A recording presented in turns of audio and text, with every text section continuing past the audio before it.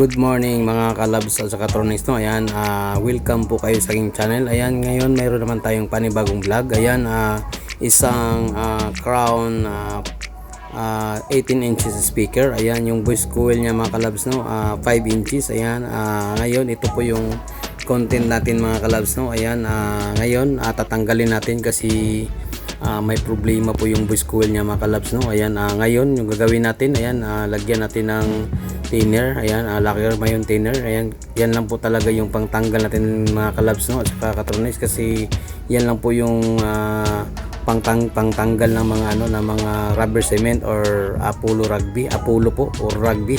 Ayan, yung mga rubber cement. Ayan, tatanggalin natin una yung cap. Ayan, para dandahan natin tanggalin yung mga niya, mga accessories. Yan, yung cone at saka yung damper niya at saka yung yung cone edge niya mga kalabs, no. Tanggalin natin kasi sunog po siya mga kalabs, no, at saka may sayad na po yung niya, yung voice coil niya mga kalabs, no. Ayan, para maimbestigahan natin, mas maganda yan, tanggalin natin lahat para makita natin yung ang problema sa loob mga kalabs, no, kasi hindi kasi yan pwede na mag replace tayo ng voice coil na hindi natin nakita yung loob. Ayan, dandahan natin tanggalin yung mga mga kalabs, no, gamit natin yung yung screw at saka mayon lacquer thinner mga kalabs, no. Yan, sa mga newbies dyan, yan po yung gagawin ninyo.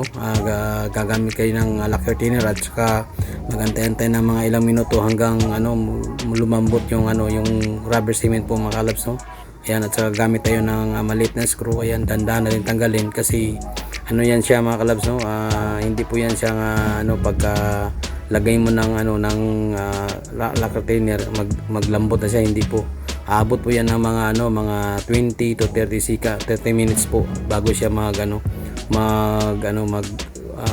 tawag niyan, maglambot yung yung rubber cement. Ayan, no, tanggalan na natin mga kalabs, no. Kaya nakaabot na yan ng mga sobrang 1 hour mga kalabs, no. Kaya ayan, para para talaga yung yung matanggal yung ang cone mga kalabs, no. Ayan, at saka yung damper niya, ayan, yun yung gagawin natin. Ayan, yung pinaka dito, technique dito mga kalabs, no. Ayan, ibabad nyo ng isang gabi. Ayan, pagkatapos pagka kinamugahan mga kalabs, ayun, apply nyo agad ng ng lacquer thinner para mas malambot siya at saka madali tanggalin. Ayan po mga newbies dyan, no. Ayan, shout out po sa inyo mga lahat at saka sa mga sa mga friend natin sa yung mga subaybay natin. Ayan, shout out sa inyo lahat mga kalabs, no, at saka pasensya na po kung hindi ko yung isa-isa kasi wala tayong kopya.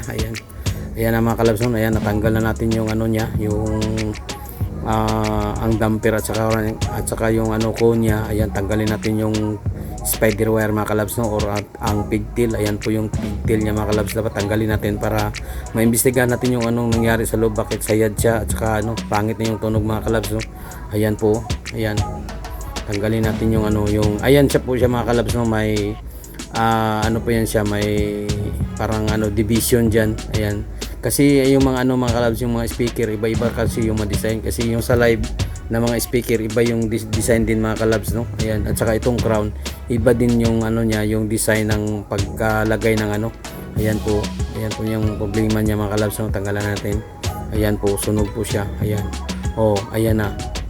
Yan ang pinaka-importante mga kalabs, no. Ayan, natanggal yung hindi na dumikit yung isang spider cone niya sa baba mga kalabs, no. Ayan, yung niya,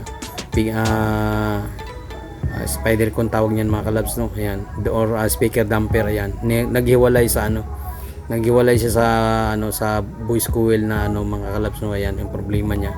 Kaya yung gagawin natin, tanggalin natin lahat, baklasin at saka linisin natin. Ayan, ayan na po mga kalabs, no. Ayan, shout out habang nagtatanggal tayo, shout out team TSS, ayan, team Shadow, ayan, team Synergy, ayan, team full support. Ayan, thank you sa pagsubaybay nyo. Ayan, sa mga ano natin dyan, na mga friend natin sa na laging sumabaybay ng ating channel. Ayan, maraming salamat. Hindi ko yung makaisa-isa kasi ang dami nyo talaga mga kalabs, no? At saka sa mga comment dyan, ayan, maraming salamat. Ayan mga kalabs, aabot tayo ng mga kalabs, no? Sa totoo lang, umaabot tayo ng 800 views araw-araw. Kaya nagpasalamat ako sa inyo, kahit sino man kayo dyan. Kung hindi kayo kilala, pasensya na po, pero thank you po sa pagsubaybay ng aking channel. Ayan, maraming salamat po. Ayan, ngayon mga kalabs, no? Ayan, lagyan natin ng spacer mga kalabs. Ayan, yun yung ginagamit ko pala, mga kalabs, para masundan ng mga newbies, kasi hindi nila alam kung anong materials na gamitin pang dyan, pang spacer sa bush coil, para ma-align po natin ng maayos. Saka mga kalabs, no, ayan po yung gagawin natin. Pagkatapos natin malagyan ng spacer, ayan, maglagay tayo ng isang cardboard para ma-align natin yung ang side by side ng bush coil. Ayan, yan po yung pinaka-importante mga kalabs, no? Ayan, dapat pantayan siya mga kalabs, kasi para pag pump ng ng speaker ay ng bush coil mga kalabs, hindi po siya sa side, kasi equal po yung niya, yung ang alignment ng bush coil. Ayan yung gagawin natin ngayon. Lagay tayo ng rubber cement sa speaker damper mga kalabs, no? Ayan, dandahan natin ipasok. Ayan, ang problema nitong mga kalabs, no, yung rubber cement, may pagka yan, matagal yan siya magtigas, kaya iba yung sa speaker bander mga kalabs, no? Kasi madali lang yun, parang 5 minutes ata set na po siya. Ayan, saka gagamit tayo ng Dibcon epoxy mga kalabs, no, para ayan po, Dibcon epoxy po yung gagamitin natin na pang dikit, kasi ito lang po yung syllable na makikita natin sa sa Mindanao mga kalabs, no? Ayan, ang Dibcon, kasi yung mga wala tayong access doon sa mga at saka may kamahalan din yung mga speaker bander na mga epoxy mga kalabs, no? Ayan, may kamahalan po siya. Ayan, dandahan natin lagyan ng epoxy ang yung coil at saka yung damper. Ayan, dandahan lang po mga kalabs, no? Ayan, hanggang matapos tayo sa isang layer. Ayan, by layer kasi itong yung design ng Crown Company mga kalabs, no? Ayan, ito po yung niya. Ayan, tapos itestera natin yung yung bush coil kung gagana ba, o baka naputol natin sa pagpasok ng damper. Ayan na siya mga kalabs, no? Ayan, na siya, matigas na po siya. Ayan, at saka nilagyan ko pa ng ng rubber cement yung niya, yung damper, kasi medyo na siya, luma, pero okay pa, o hindi pa man siya hindi pa siya sira. Kaya ginamit ko din yung niya, kasi sayang naman na hindi natin gamitin. Ayan, tapos mga kalabs, ayan, maglagay tayo ng sa con edge ng mga kalabs, no? Ayan, para sabay-sabay natin ipasok yung yung bush coil at saka yung yung damper. Ayan po mga kalabs. Ayan po siya. Ayan po yung setup dyan mga kalabs, no? Ayan po siya, simple lang po. Ayan po. Ayan, tapos iikot natin yung yung cone, para naman magpantay yung Ayan, pagkatapos yan mga kalabs, ayan, lagay naman tayo ng epoxy sa in between sa cone at saka yung sa bush coil. Ayan, kasi nakadikit naman yung dito mga kalabs, no, yung niya, nakadikit naman doon sa yung damper na ikalawang damper, nakadikit na yun sa cone, kaya yun doon na tayo lagay ng epoxy sa may in between. Ayan, at saka ngayon maglagay tayo ng yung rubber niya sa mga kalabs, no, sa cone edge niya. Yung gamit natin is rubber cement pa rin mga kalabs, no? Ayan, yan lang po mga kalabs, no? Simple lang yung pagkalagay. Ayan, yung ginagawa ko to mga kalabs, para naman itong content nito mga kalabs, para to sa mga newbies natin, na mga friend natin na sa mahilig sa mga sa mga speaker repair, at saka para hindi sila maghirap. Ayan, ngayon mga kalabs, no, mag-solder na tayo sa sa terminal ng bush coil mga kalabs, no? Ayan, ingatan natin na ma-solder ng maayos po yung niya, yung terminal ng bush coil at saka yung terminal na papunta sa labas mga kalabs, no? Ayan, at saka test natin. Ayan, gamit tayo ng analog tester mga kalabs, no? Ayan, may connection na po siya.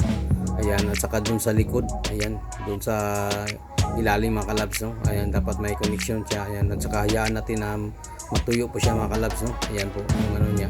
Ayan, tapos tapos putulin natin yung sobra na wire ng voice coil mga kalabs, no, para natin ma-set na natin sila lahat. Ayan na po yung mga kalabs, no. Ayan, saka lagyan natin ng Dibcon epoxy yung yung sa taas ng ng na-solder natin para hindi siya gumalaw pag mag-vibrate yung speaker. Ayan, hindi siya maputol. Ayan po yung pinaka-importante. Kasi mga kalabs, no, itong Dibcon epoxy, ayan, tested ko na yan na ginagamit ko pang repair ng mga speaker mga kalabs, no, kasi matigas siya at saka may steel filled po siya. Ayan, kaya matigas siya. Ayan, at saka kung masira siya, ayan, may kahirapan din sa pagtanggal, pero ayos na yan mga kalabs. Importante yan. Okay po yung resulta ng repair natin. Ayan po, natanggal natin yung spacer. Ayan, ang ganda ng resulta mga kalabs, at saka matigas yung ayan, yung damper. Ayan, matigas siya. Ayan po. Ayan po siya mga kalabs, no? Ang ganda. Ayan, medyo pa siya mga kalabs, no?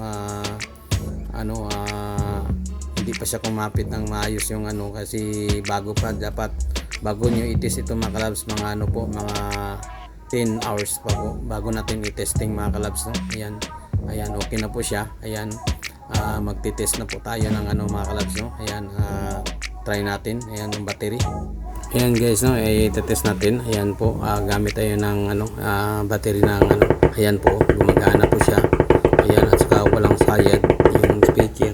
Ayan, successful po yung natin at yung ginagawa natin ngayon mga kalabs, no. Ayan, okay na po siya. Ayan, may connection na po yung terminal niya at saka yung voice coil, nakakonect po na po lahat. Ayan, at saka walang sayad po mga kalabs, no. Ayan, yung gagawin natin ngayon mga kalabs, magtakipan natin ng ng cap ng speaker mga kalabs, no. Ayan, speaker cap yung tawag diyan mga kalabs, no. Ayan, gamit tayo ng rubber cement. Yung rubber cement natin is Apollo. Ayan, rubber cement po. Ayan po yung ginagamit natin. Ayan, at saka iwan natin na mga ilang minuto yan siya, kasi ilang minuto o mga 2 hours. Ayan, para tumigas. Ayan, para mag-test na tayo. Ayan po mga kalabs, no. Ngayon mga kalabs, ayan, mag-try na to tayo ng mga kalabs, no. Ayan po yung resulta mga kalabs, no. Ayan, gumagana na po siya. Ayan, ready to to siya, kasi 2 days na to nakabilad. Ayan mga kalabs, no. Ayan,